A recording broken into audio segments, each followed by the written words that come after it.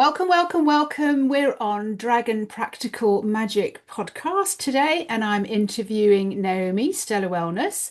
And I know Naomi through Dragon Thunder, all to do with dragon communication. So I'm going to ask her to introduce herself in a second. But just to let you know what Dragon Practical Magic is actually all about.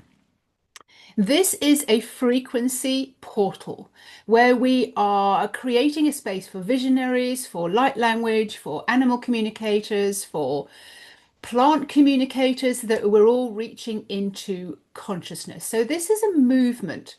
This is a movement of people across the globe who are awakening, who have awakened, who are realizing there's more to life than what we see and feel and do in our everyday life. And the dragons have often told me this has never been done before.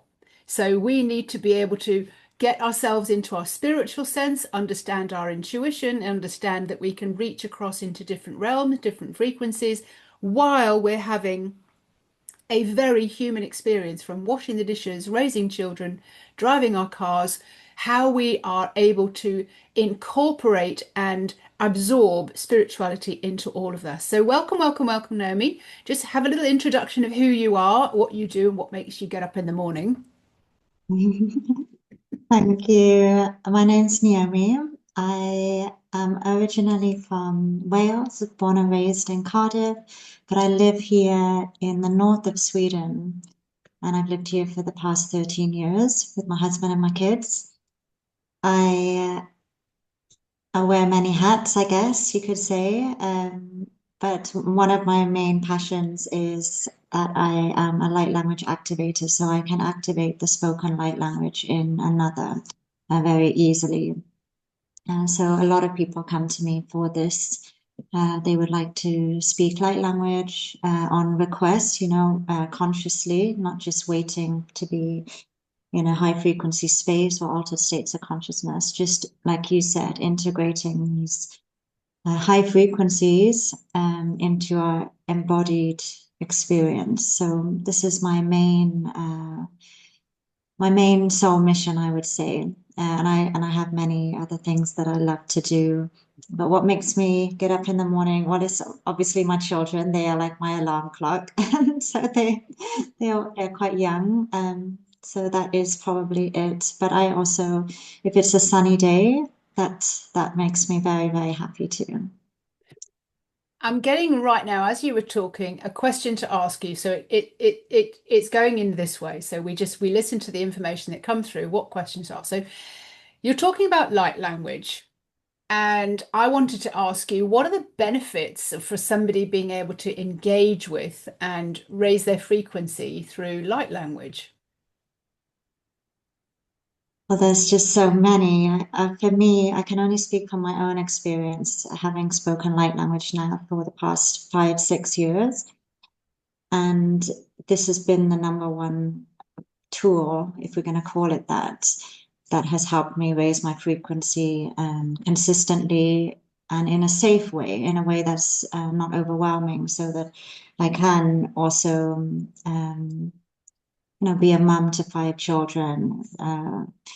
Do quite a lot of things. I also travel a lot. This year, I've been to 6 new countries every in each month, and it's quite a lot of traveling for my human body, but it adjusts very well, and I feel it's because of this embodied ascension process that light language has been a huge part of. So it's apart from just an amazing tool to raise your own frequency, whether you speak it, of course, if we are speaking light language, it's a much more empowered way, because everyone can speak light language. But of course, listening to light language as well, receiving, because I love to listen to other people's light language and receive the activation.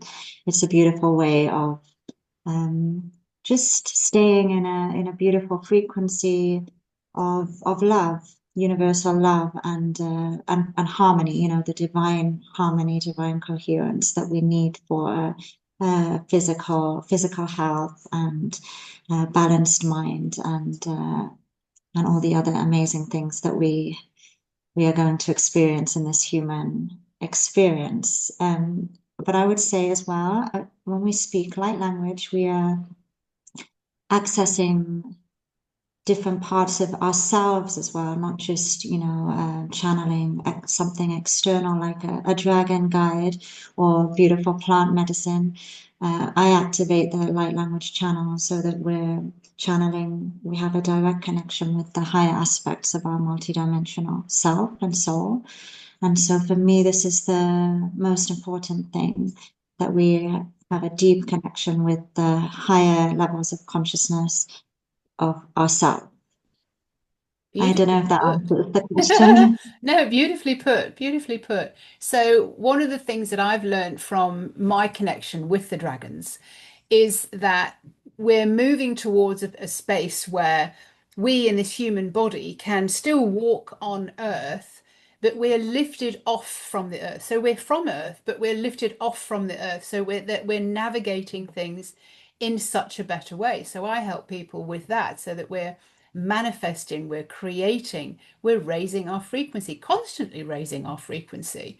So, what I'm also understanding is that once you get in, and I call it the conduit, once we get into this conduit, you're in this vibration of exactly who and what you are, which means that you're remembering your connection to source.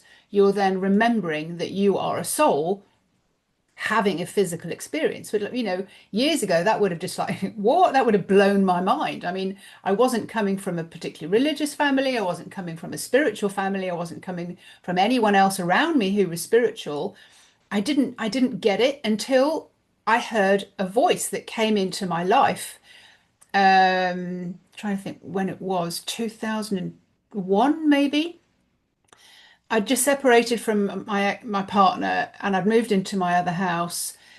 And I don't know what was going on at the time, but I must have been asking questions like, is that all there is? Is that all there is to life? And I remember waking up at 5 o'clock one morning with a very loud voice saying, is this what you want to be doing in 5 years' time?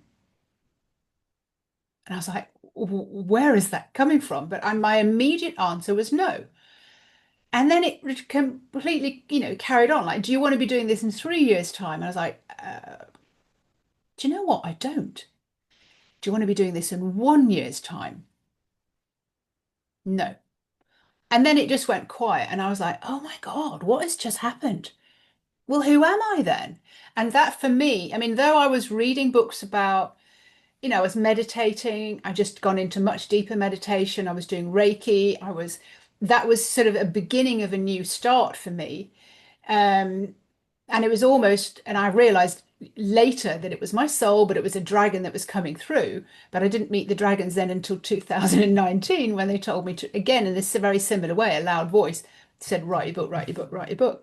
So I always want to know, how did you begin to know that there was another part to you, another reason for being here? So how did that come about for you? It definitely came incrementally because I had a lot of spiritual gifts when I was a child, and a lot of, very psychic gifts. And my parents were quite freaked out about them and really shut them down quite early on. So, like before I was maybe 6, 7. Um, and so I was very disconnected from that. And like you, I didn't grow up with any particular strong spiritual or religious background that, shaped me. Um, so it was, but I've always had a very intuitive voice that's come from deep in my body. So I call this the womb voice. Like it's been very strong since I was very young, like a very, I would always know for myself and my friends, which was like a good guy, to get involved with, like, and which was not a good boyfriend. Like I could, oh, all my friends would come and ask me, uh, so, and I was always right. So I would say this connection to the soul Because I believe we are always connected to the soul. The soul is always there, even when, the people who are absolutely like, no, there's no soul. Like my mother, for example, she's a Buddhist. They don't believe in the soul. They don't believe in like an infinite creator either. So it is like a different belief system. But we're even if that's how the human is operating, the soul is still there and trying to guide, and usually very actually guiding fairly well. Actually, I from my own experience. But it was when yeah, I would say there have definitely been like some, pillars in my life because I'm 42, and I can definitely remember like one, like maybe the first one that I remember as an adult. So I would have been 22, and it was a strong voice telling me to, again, with the boyfriend theme, that this boy, so we we're just 22, this one was like the going to be like the father of my children. And I was quite young, and I was not looking for a father of any children. So it was quite a strong voice, and I was like, okay, well, that's strange, because this person is my husband. He he was Swedish, so it meant, we were in a long distance relationship, and then I moved. Then we were moving, we were arguing a lot where to live, and eventually we lived in Sweden here. So this was the first time I can remember as an adult that it was like a very loud voice making a suggestion. I believe it's always a suggestion, an invitation, and I listened to it because it felt like very very important, and it seems to have been quite a good voice to have. Well, thank you, voice. 20 years later, and so this voice has definitely amplified, yeah, over the years and at pivotal moments. And some of them have been, for example, when I met my children. So I have 5 children, and each time I met, like, so with each baby, I feel more light came into my system, which helped the awakening process. And then, of course, a baby is just pure love, directly connected to source. So, Unadulterated, yeah. yeah, just so beautiful. And this being with this frequency, and I was very much alone with my babies. I raised them alone. Like, no, I didn't have any support. I would spend like my whole day just with my baby. And I had them, the first four, very close together. So I was literally in a field. Yeah, you're like in um, a beautiful bubble just with your babies. I with can, my children. I can resonate with that because I was guided to come and live in France, and I ended up in a village that I realized that I'd lived in before in a previous life. I'd been a witch, and then I didn't realize that this was a village that was to do with a lot of the witch hunts and where a lot of people were burnt and I was drowned. But that being said, about the children, I was alone here because my partner at the time was traveling back to Holland for like 12 or 20 days at a time. I was absolutely alone. I'm like, I was 40 and I had absolutely no experience with kids, with babies at all. And I was left alone with these kids, babies. And I'm just like, I have got no idea what I'm doing. So I had to absolutely surrender over and just let it be what it was. And then I got back in touch with, I have a totem animal, and she came in. She's a black leopard. She came in and she sat with me. And I was like, this is nuts. And I never, ever told anyone about it. She would sit with me, and she said, oh, well, I'll bring a cub in and I'll just show you how it is, like the different sounds, the different cries, the different this and that. And I was like, okay. And I was just in my own bubble. And then I knew exactly what to do. But then, of course, when other people came in, because I wasn't around family, I didn't have any friends here, it was a different language. So I was absolutely on my own. And I think that was just such a gift because then I Yeah. was really absorbed in the bringing up of this light, and of course this was a massive growth for me. and really being able to trust then the spirit that was coming through in I've had lots of spirits in lots of different shapes and forms. And then I laugh and I kind of think, this is ridiculous because, Fiona, the sort of the workaholic, the businesswoman and all the rest of it, she's like, what on earth is going on? Because you can't share that with the people that the people in your family, or I couldn't. So I wanted to ask you then, what makes you what do you do to attend to your spirit so that you have that 1,000% trust? We were talking earlier on about your yes and your no, and I teach this as well. Like, how do you start communicating with your soul so that you really start to trust it's yes and no? This is absolute foundational stuff. So, how do you attend to that? Like, how do you attend to yourself? Well, this has definitely been a journey for me because, life likes to also test us, give us some tests, and practice. It's okay, to be able to say yes and no and to follow the soul guidance when you're at home with your babies and your temple of light and you feel safe. But what about when you're in another country or on a trip or with your in a conflict? Um, so I would say it's definitely been a practice. But for me, as soon as I started speaking light language, so it's about 6 years ago. And before then, I was channeling it through my hands, through mudras and different hand gestures and intuitive dance. Um, it's a way for me to come directly back into connection with my soul and I with my divine self, my highest level of consciousness at the highest dimension available to me in any moment. And so for me, it's like a reset.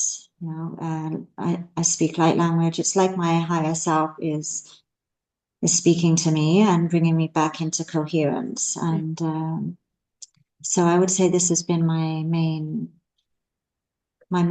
way. I guess another way is I've been practicing the tantric arts, the feminine practices, for over a decade, long before light language. And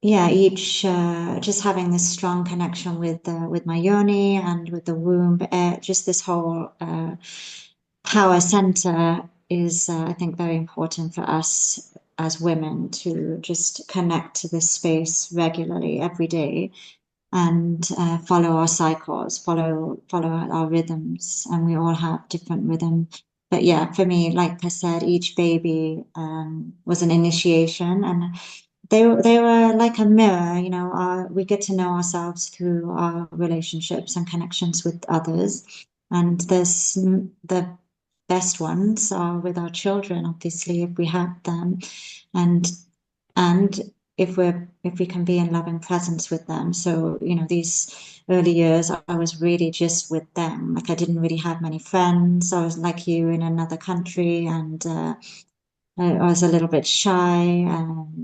And yeah, I also just really loved being with the babies. It was just very, very beautiful bubble of love. And they were like mirrors to me and, showing me how to love myself and accept myself.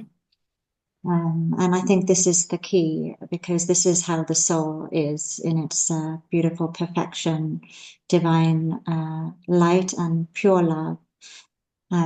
So I think this is the key is coming back to the body, coming back to practices, even if they're very small ones, like placing your hands on your womb, that help you just feel at peace. Yes, getting back into exactly just who and what you are. So your route in has been through tantric, so very, very much to do with listening and feeling into the body. My route was in through detox and raw food and really just cleaning the whole body up and then understanding the messages that started coming through, like the sensations that I was able to experience were just on a different level when I was very, very aware of what was happening. And that really is beneficial then when you're going into a particular space. And the way that I've used that, which was kind of funny, is that when I was a single mum after I separated from my partner at the time, I was living alone in a house. But I thought, oh, I need someone to sort of come in and fix the plumbing here or build a studio here. And I was using a site called HelpX. So, like, people were traveling the world, they'd come and stay, and then they would do plumbing or electricity or anyway. So I put myself out there and I went, oh, I don't know if I feel safe with this. I wonder if, I mean, I know that I can send Reiki to someone. Well, why can't I be able to feel into someone's energy as well? So I'm just very playful. I'm thinking, well, if I can do that, maybe I can do that. So that's when the way my mind works. So very playfully, when somebody said, okay, well, I'm available between this date and this date, I'm very good at painting, I'm able to do this and this and this. I'm like, well, let's just see. Let's just see if I would feel safe in their energy. So it must be very similar to when your girlfriends used to say, is this guy any good for me or not? So I just decided, okay, let me feel into this energy of this guy. And at the time he's called Sam, and he came and coming from Australia, but he was traveling and he wanted to come and stay. And da, da, da. So I went, okay, fine. So I want to be a please let me feel into the energy of Sam. And I already knew what my energy felt like, but nothing changed. I was like, okay, fine. Well, let me just test. Let me feel it on an ex-partner of mine and just see if I can feel into his energy. Then I'll know that I'm sensing. So I sensed into what my ex was. Yep, definitely that's what he feels like.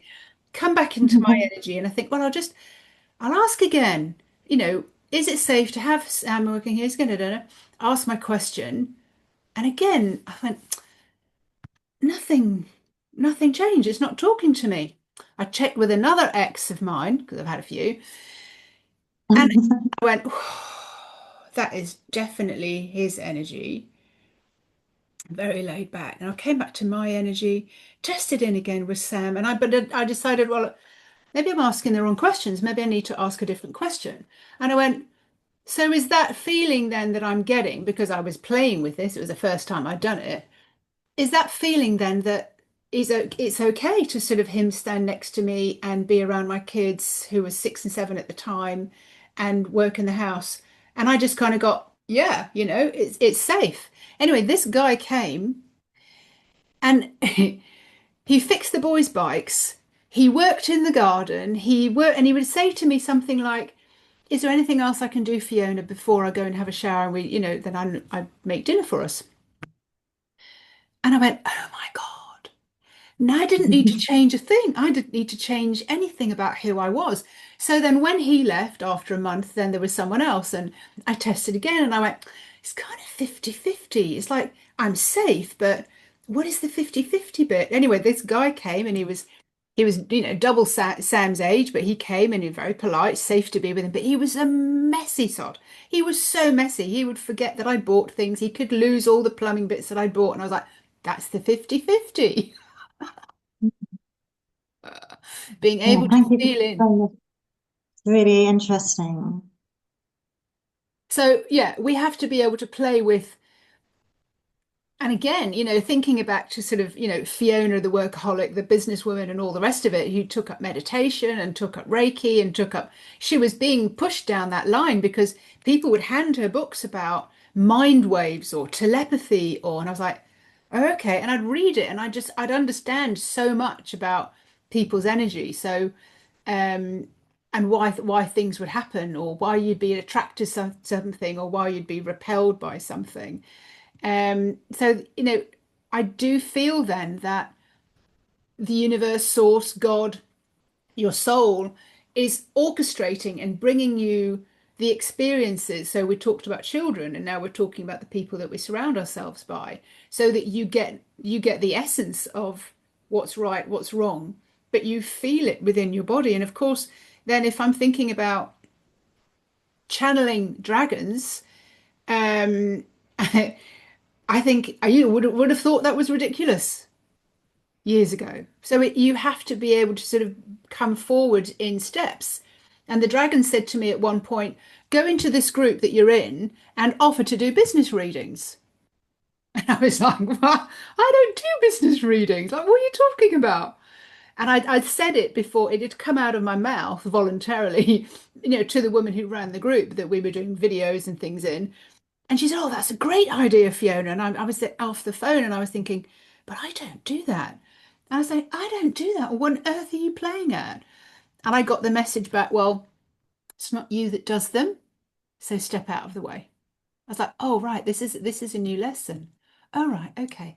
And then I started doing business readings and telling people, or you can take it with a pinch of salt, but this is what I'm picking up. And everybody's, oh my God, you've broken through. You've seen through my firewall. I don't tell anybody this about what I really want in my business. I want to be standing on stage and I want to be doing this.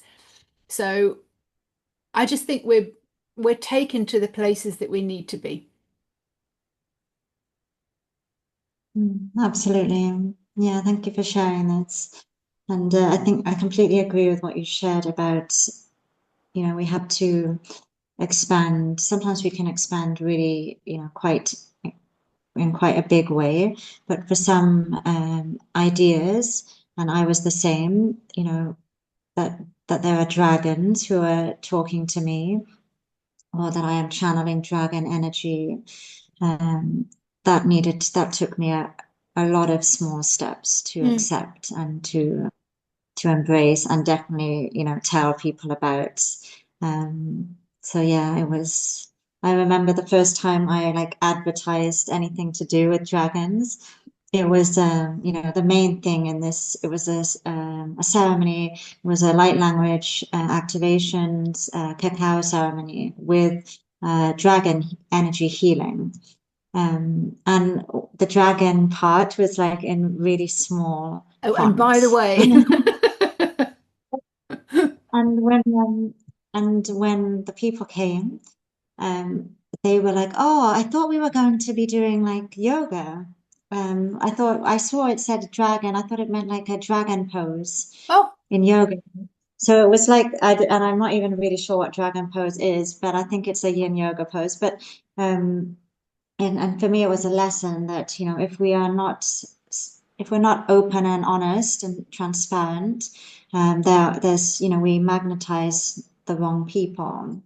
yes, So you magnetize the confusion that's within you, or the fact that you're trying to sort of hide something. I know that for yeah, ages when I was helping people to detox and helping people maybe to lose weight, or just they wanted to run a marathon, so they were detoxing. And but when I worked with them one on one, it was always about soul work. It was always about clearing stuff up.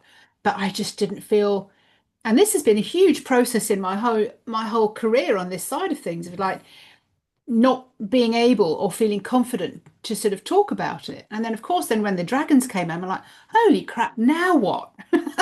Now I've got to talk about invisible things, as well as the soul. I'm going to like talk about things that are sort of out of anyone's imagination. So, yes, it's a playful journey for sure when you are being asked to break through into different realms. yeah. Yeah, I remember I did a course, so the voice came quite loudly, and it was really, the dragon started when I was pregnant with my fifth child. So it was really like strong. Everything was about dragons, and I was, even I couldn't miss this The sign. the sign. And one of them was to do a course, about dragons. And when I finally, and so this was like 6 years, more than 6 years ago, it was quite hard for me to find a course about dragons. And when I finally found one, it was quite a lot of money for me at that time, let alone to spend it on something about dragons. Maybe this would be something I'd invest in, like my massage business that I have, like, or something to do with like a business course. But about dragons, it was like a lot for my human mind to be like, okay, so that's what we're doing. Get my card out, pay for this course about dragon, and but for me, it was a real it was a real initiation of trust. So following the voice and just playing, like you said, just following the guidance and seeing what unfolds. And it was very beautiful to see and experience. So I've just followed this now for the past 6 years, just continuing to follow the guidance. And it's not just from dragons, it can be. Yeah. I've also had a big unicorn journey, which was another thing of like unicorns. So they what unicorns? Um, so yeah, and again, I didn't tell anyone about those either, for a long time. I think what we're sort of getting into the conversation here is about how do we trust that what we're getting is, our journey. This is exactly what we're here for. We're here to sort of initiate other people into the fact that they exist. I mean, I can't tell my family that, but they're kind of, oh, clever marketing using dragons. I'm like, yeah, okay, but I actually see them and hear them. I'm just like, I just don't even go there anymore. It's like, it's okay. Because, if you've never done any personal work, if you've never done any, deep diving or meditations or allowed just the picture to just like move out in front of you and get your mind out of the way. I mean, how on earth are you ever going to believe that this realm is not the only realm?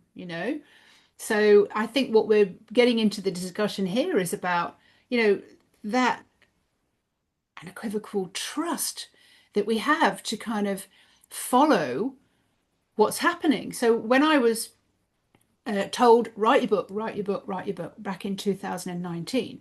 And it's taken a while to sort of get it all down. I thought, I know exactly what this book is about. It's about when you told me, when the voice came through, I'm going to go traveling around the world and I'm going to trust my intuition and I'm going to follow what I create. I'm going to follow my guidance. Does this feel good? Does this feel good? Does this, and listen, which it totally was.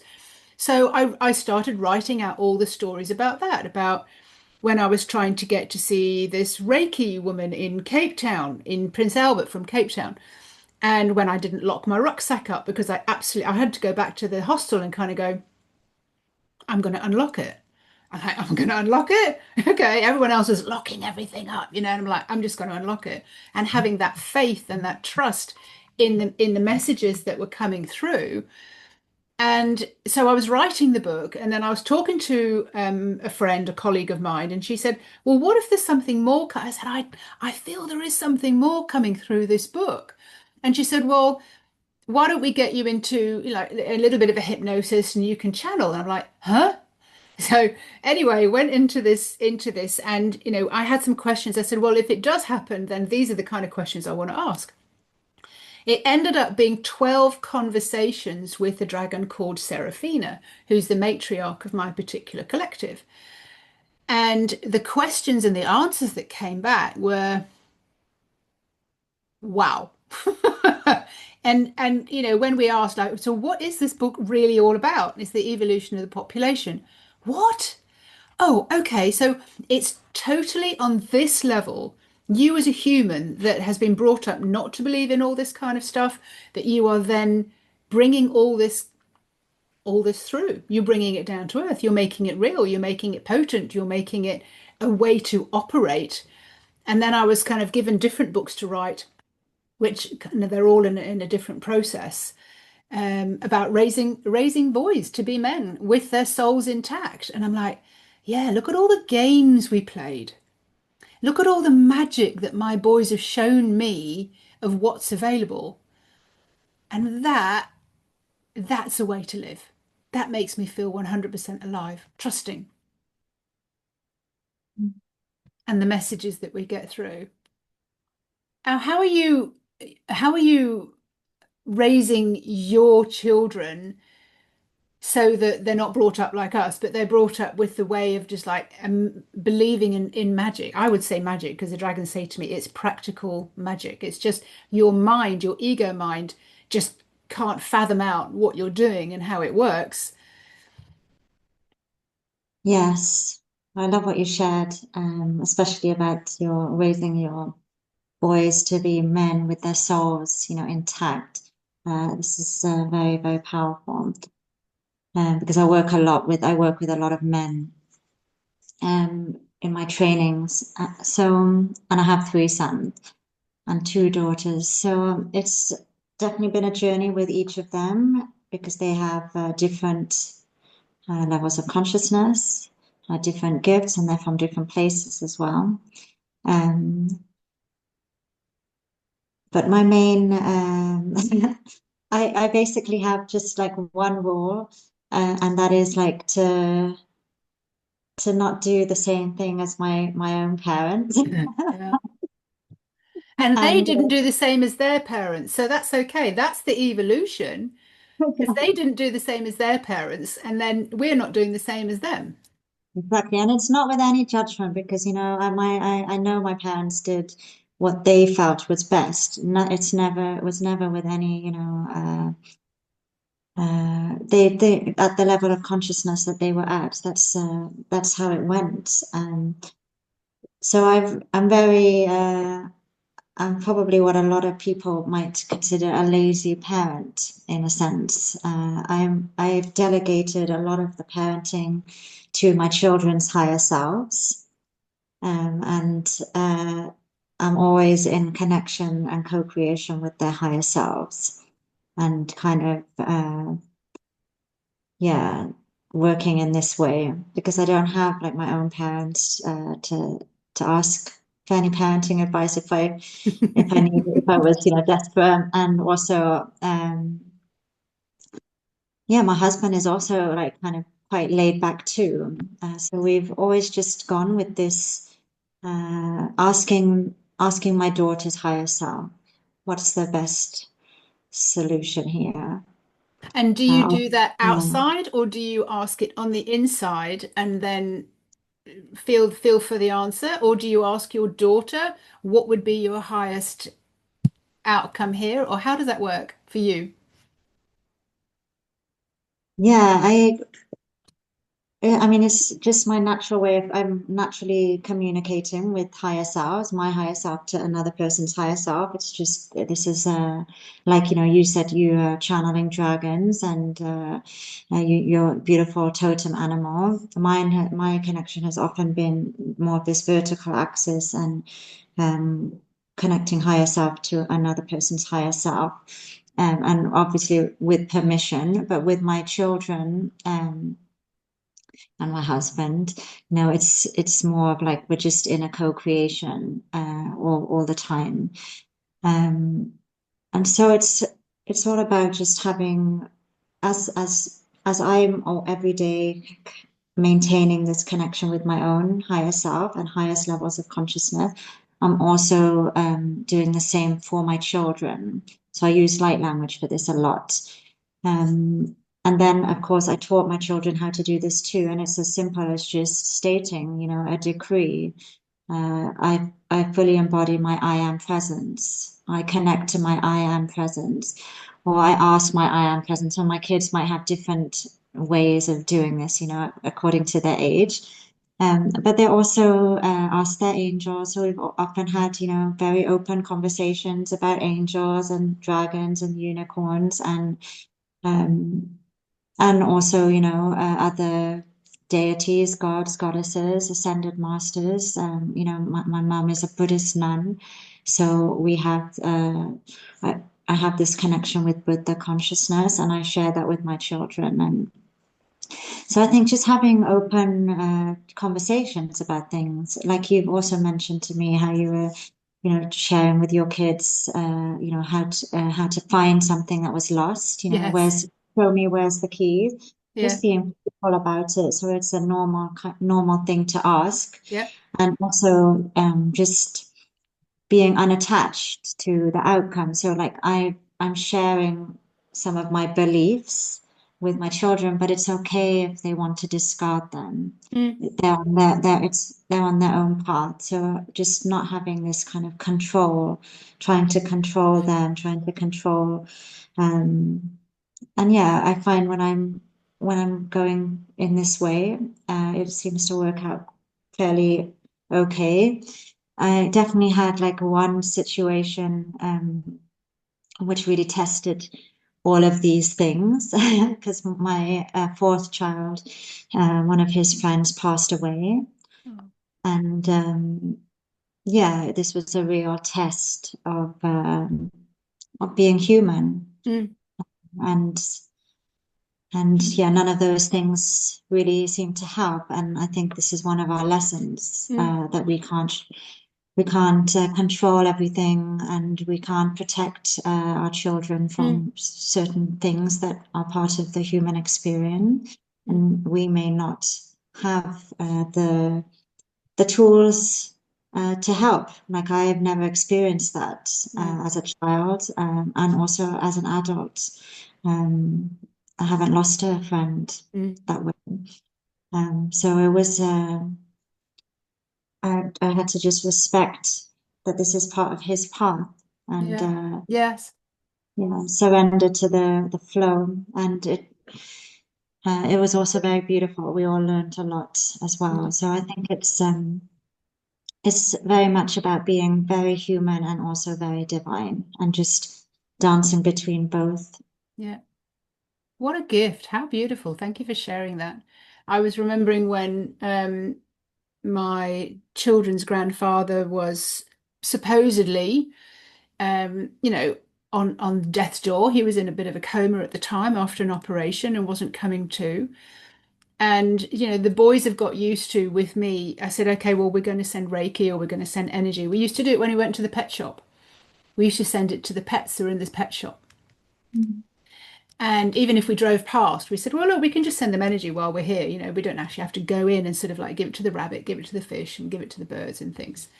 And wish them well. And, the fact that these fish and these birds were brought from country. And then, of course, they'd watched the film Rio, they've watched all those kind of things. So they started understanding. And they said, oh, we should send Reiki to Opa. And I went, exactly. So we'd all sit hand in hand on the settee. And I thought, what a beautiful family I've created that they want to do this, and this is part of their natural way of operating. And I'm just, oh, it makes me so tearful. I'm just like, it's just awesome. So, we do that, and that's how we do things. The next day, whether it's anything to do with us or not, but Grandpa was sort of up and about and eating a yogurt, and I was like, oh, that's really weird, because I got the message that he was on the way out. So, and I had to go in a maybe day later, and I went, so what happened? Oh, he changed his mind. Oh, okay. Okay. That's fine. And being able to sort of also teleport yourself to go and see. I went to see my dad once in South Africa. That's where he lives. And I sort of went and I sat there, and I went, oh gosh, he's opening a letter. Oh, it's not good news. Da, da, da, da. So how did I approach that then when I had a conversation with my dad the next time? I said, I had a dream, Dad. I said, I had a dream that you had some bad news. So it was opening up the whole conversation in that way. So bringing up kids to sort of understand that their fantasy world, or there is another world and they can access it and it makes a difference, I think is astonishing. And I can't really wait to sort of really get this book down and out about all the games we used to play. Sitting at the dinner table, I'd say, going to play a game. And they went, oh, okay. I said, so what am I thinking? And I wanted them to start using their telepathy. I wanted them to start reading minds. I wanted them to start understanding that they could do that. So, they used to go through, is it an animal? Is it a vegetable? Is it a mineral? And you'd understand how they understood the world. Even to when we now play games, they used to say, oh, Mum, you're such a cheat. I said, I'm not cheating. I'm asking. So if we're playing Monopoly or Riches of the World or something like that, um, I'd kind of count and I'd kind of go, well, oh no, I don't want to fall on his house.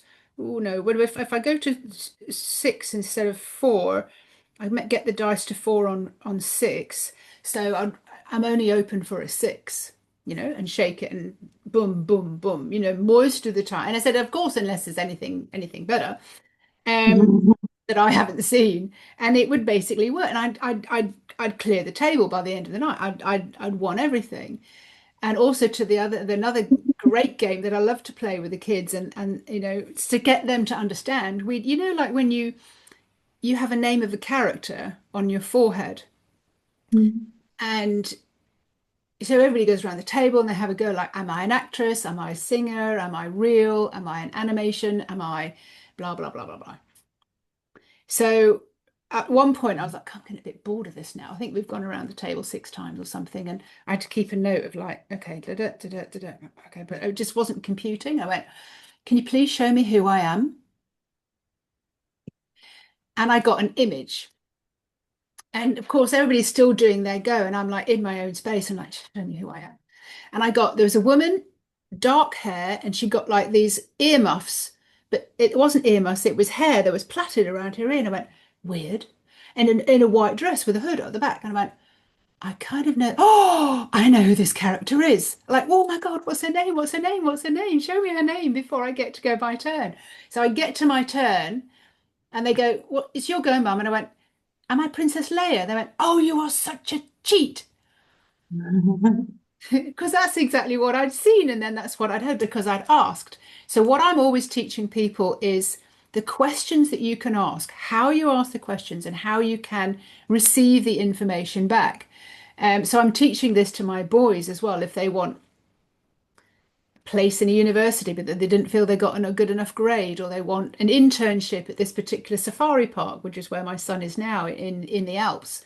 He said, I want mountains, I want da da da da da, and he got all of that. So he created it because he asked and he imagined it. So, and I said, well, have you gone through the doors? Have you, Mum, I've done all that. I've done all the imagination, all the rest of it. I said, well, then let it go and just believe it's going to happen then.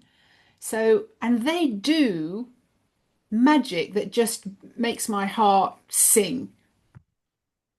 Yeah, it's really powerful, especially when they're very young as well. You know, children are master manifestors. Yeah. And I know my oldest daughter, she manifested my youngest daughter because it was a surprise baby. And when I told her I'm having a baby, she was like, I can't believe it worked. And I I was like, what do you mean? And she had told me what she had done every night for about a year, she said. Oh, Every night for a year, you know, the whole manifestation visualization process, asking the angels, asking God, telling them, you know, basically designing the baby because yes.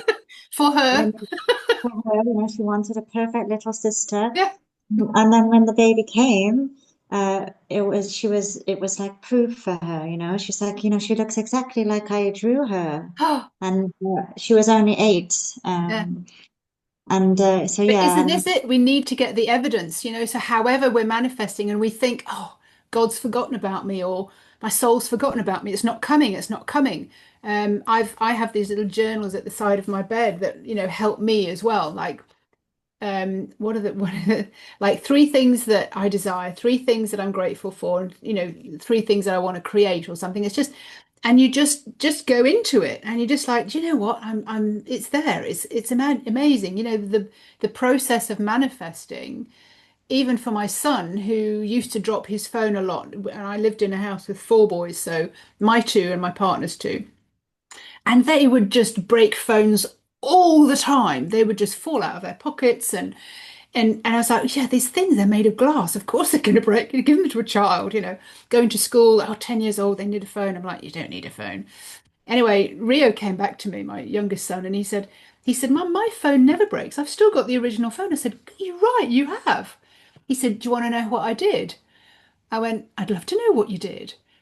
And he said, I put a hacker around it. I went, I don't know what hacker is. I know what the New Zealand hacker is for the rugby team. I said, well, what's a hacker for you? And he said, it's a magic spell. He said, I just see that it was never, ever, ever going to break. He said, it's just wrapped up in this bubble. It's never going to break. I said, that's amazing. Where did you get that from? He said, oh, I read it in one of my manga books. I was like, but he'd used it to his own advantage. And this is the way we have to work. This is like, that's how magic works. Practical magic. Like this is magic. yeah, and I've like all my kids speak light language.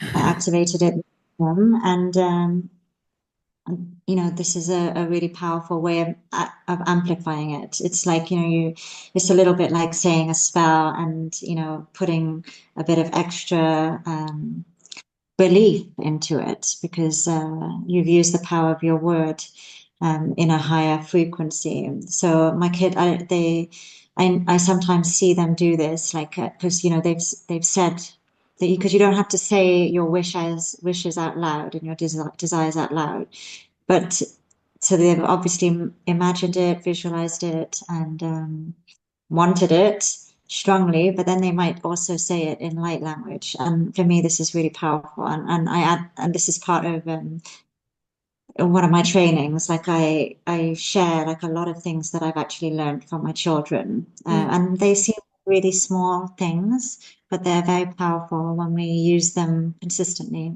mm. Yeah, I think we're learning from our kids all the time. Again, Rio, he does animal communication. Not that he ever tried. I said, "Oh, go and speak to the hedgehog and tell the hedgehog that we've just picked up that we're going to take it to the rescue center." And he just goes and does it. He just believed he could do it.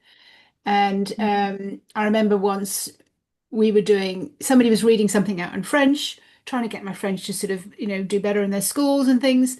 So they call it dictate. So he was reading something out and they had to write it. I said, "Oh, I'll do it with you." I said, "It'd be good for me too." So they're doing it.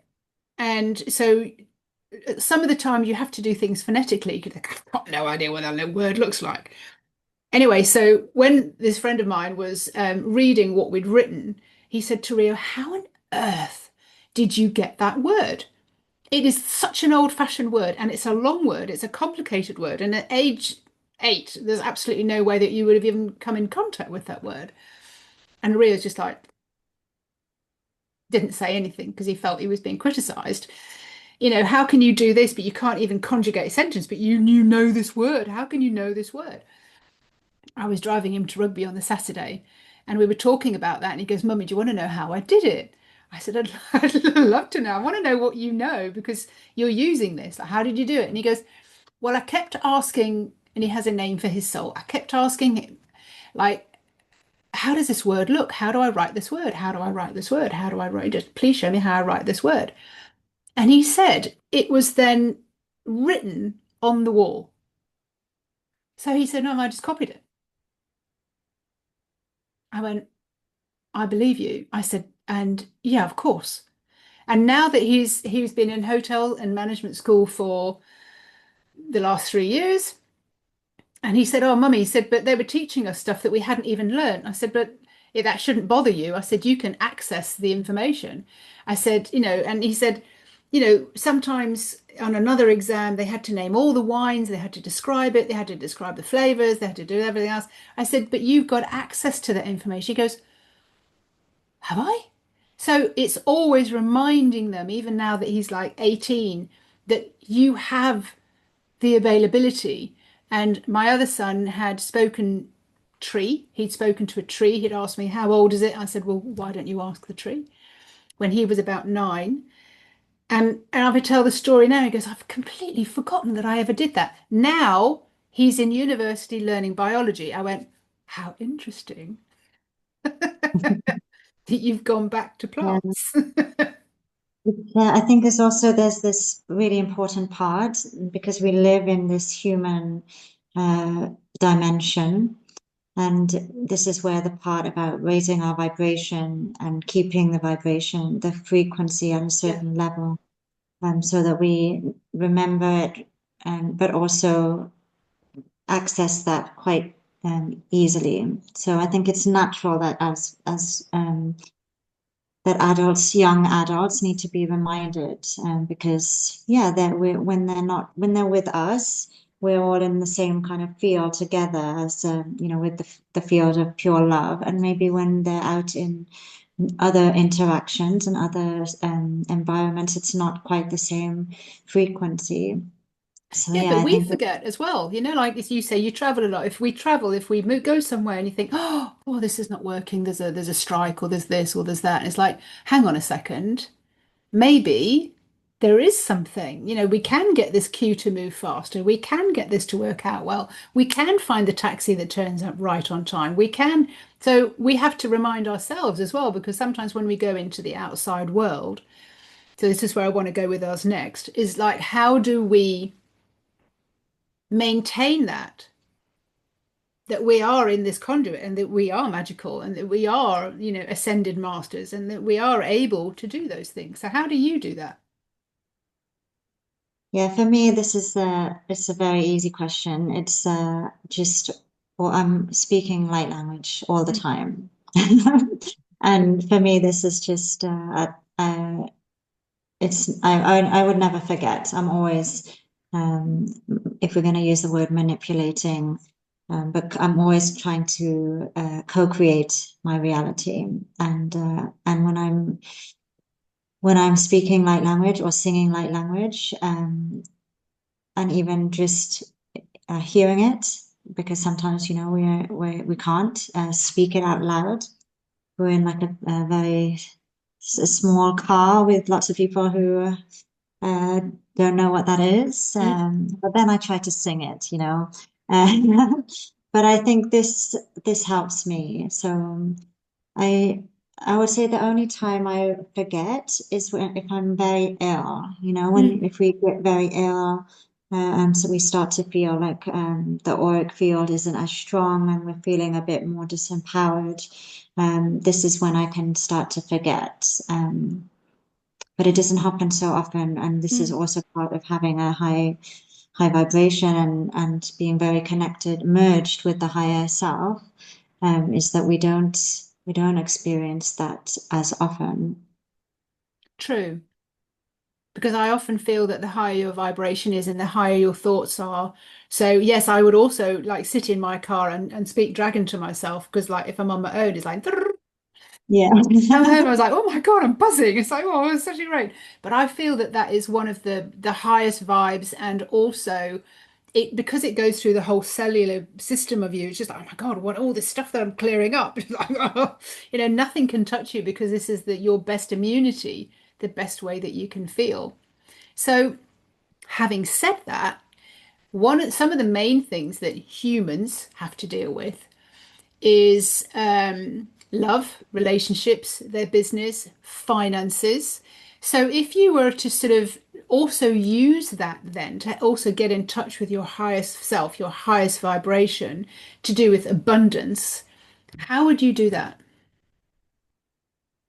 Well, you can access the frequency of wealth and the frequency of prosperity with light language, absolutely. And also accessing the highest aspect of the self who has experienced that a Mm, lot in another incarnation. And at the soul level, we are at this frequency of abundance, of eternal life. So I think it's quite an like it's quite a natural state to be in, especially if we're. So I live in nature. I live, in the woods here in the north of Sweden. The frequency is really, really high here. In the water, in the trees, the flowers, and even in the winter when it's covered in snow and it's really, really cold, it's this pure crystalline frequency. mm.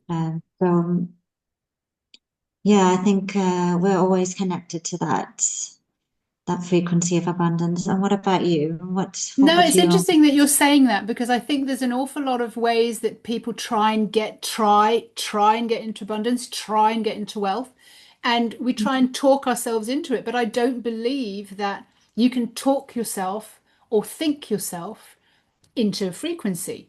Because if you are already that, how are you tapping into who and what you are, other than thinking pure thoughts, doing things that are pure? I mean, for me, my next range of dragons that I've seen now that I've gone through the portal, they are pure white. They're pure.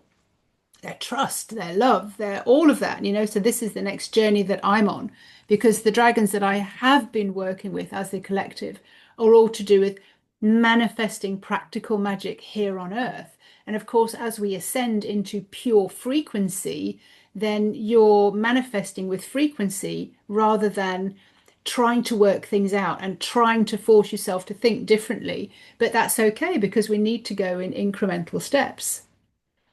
So for me, it would be, yeah, getting into the frequency, like you say, but I'm always interested, how do people get into that frequency for themselves?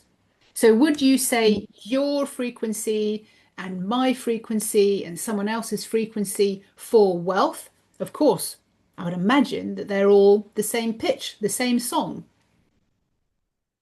Yes, but I also feel we are humans here. We are having a human experience, and we do have our limiting beliefs, and we do have also the baggage from our ancestral line, as well as, the collective grid that we're plugged into. So, Mm, where you are, where I am, and where somebody else is in a country that is maybe in less abundance in their reality.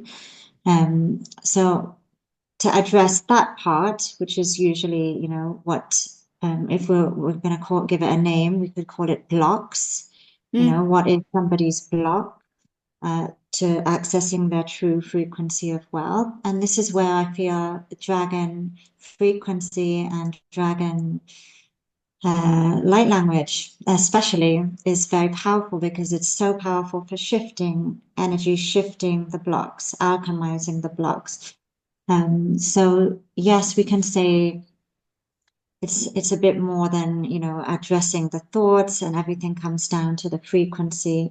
But we do acknowledge that we are humans, we are having a human experience, and that there is a lot um, for us to alchemize in this human experience. mm. And so we are talking in this moment about abundance. So um, everyone will have their own experience of that. What does that mean? And what are my blocks? And what did my parents experience? And what is my neighbor doing? And what do the people in charge of my country say?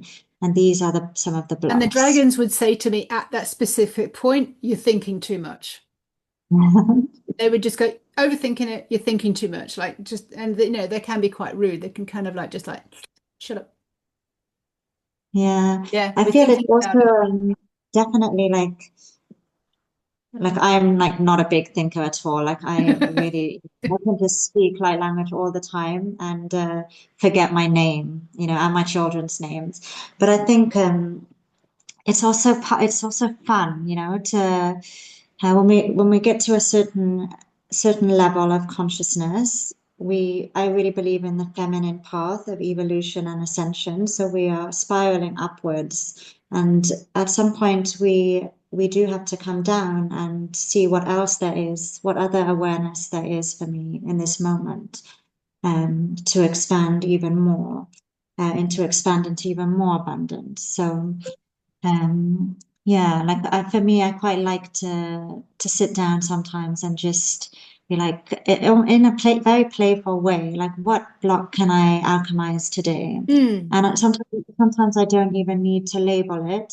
I'm just asking. I'm just asking my family of light. I'm just asking my higher consciousness for help. We don't need to label everything. We don't even need to be uh, completely aware of everything, but we do need to alchemize. mm, There is always something to shift. yeah. None of us are ascended No. yet. Nobody's there yet. Nobody's finished.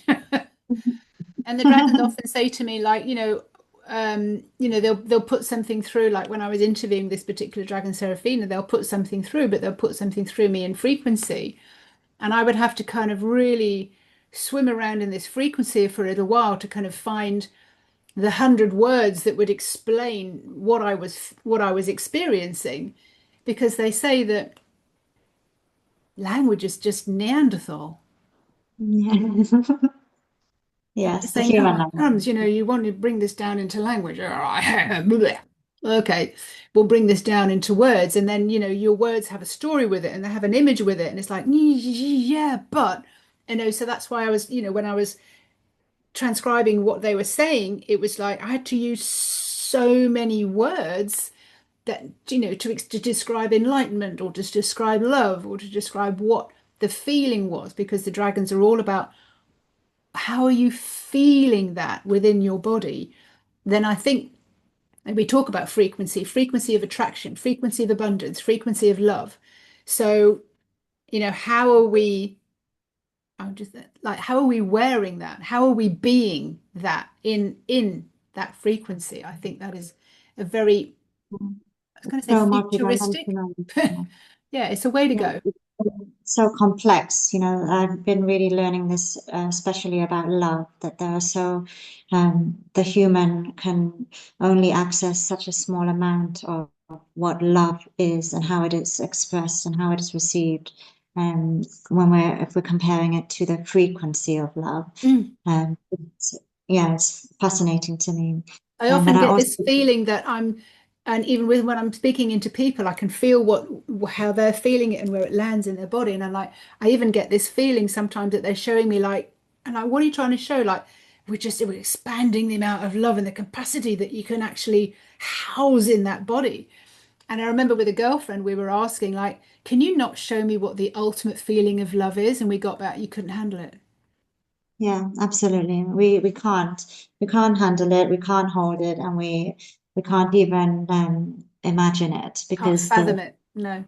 can't fathom it because it's so vast. And also that's part of the mystery of this human experience. I feel like we know that deep down we know that. That's why we're so obsessed with it. We really want to, find it and experience it, and we're doing our best. I truly believe that we're all doing our very, very best to express it and to show it in our little human ways. Yeah. And yeah, I think this is what I've learned with the dragons as well, that when to just not take it too seriously Yeah. and to be very patient and kind to ourselves and others, because we're just doing our best with this, with quite a big limitation in the Mm. human realm. But just knowing it is enough, and just trying. And allowing yourself to receive it. And like I'm open.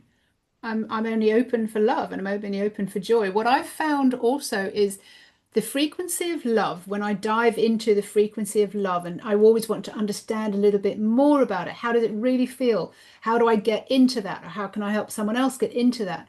And the frequency then of abundance, I'm like, oh, they're very, very similar. But then when I really went into the frequency of abundance, I was like, actually, it's much more vast. There's a different nuance to it. So like, even though the frequencies feel similar, there is a different something that is there that is coming through. You would say it's a different song, maybe. It's a different notes, slightly different frequencies, but they are playing around each other. Absolutely different harmonics, and I feel that we also every human experiences this differently, and also I believe every soul experiences this differently because we have different soul experiences and lineages too. It's not just the human background, but we have our soul experiences, um, and galactic, angelic, off-planet experiences too. So we're so multifaceted and multidimensional. It's amazing. Yeah, I think that blew my mind when the dragons were talking to me about the multi-dimensional version of you. And this is what came through when the dragon cards came through, the messages that came through from Seraphina. I was asked to make into cards. I was like, multi-dimensional, multifaceted, multi-universal. And it was kind of blowing my mind a little bit about what all of that meant. But I think, I've been using these cards now for 5 years and they just keep getting deeper and they just keep getting more understanding. And I decided I'd do even a business card reading with them. And I was like, it's not necessarily what the card says, but the information that comes through is amazing. So I'm very, very grateful for the dragons that they that they came through to me, and also finding the group that we're in and Dragon Thunder, and that we do these dragon summits that's coming up this weekend once a year, where people can talk about how the dragons have affected their life and how they come through. Yeah. Yeah, for me, it's been a real journey to also, because I speak many different light language dialects, and they're each one activated when I anchored a higher aspect of my multidimensional self from a different location, a different origin, a different planet, a different dimension. So I really resonates with me what you said about it being, it's quite a lot to understand, and we can't really understand it. We just have to choose if we want to accept it or not, because we don't have to. We're not like trying to indoctrinate anyone into No. this is just my divine truth and how I experience, and this is what I share in my facilitator training. How to not only activate this in yourself but in others, and the benefits. And one of the benefits is absolutely just living in a much more non-dual states of consciousness, because we're not so attached then to a particular identity of Yeah. myself. Mm. And we can play with the different frequencies, different levels of consciousness, and also the family of light that come with that. So yeah, it's really fun. Okay, that's awesome. Thank you so much for all your input. I find it fascinating talking to anyone who is conversing with different realms, and especially to do with the dragons, because they are just so precious to me.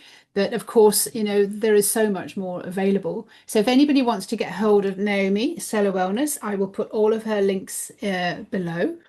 And then you know that you can learn light language and you can do many courses with Naomi as well. But I just wanted to thank you so much for opening up the whole conversation about raising children, about entering into the frequency of abundance and the frequency of love, and how we are human having a spiritual experience. So thank you so much for being here. Thank you. Thank you for having me. Thank you so much. It's been a beautiful conversation. My absolute pleasure. Absolute pleasure. Right.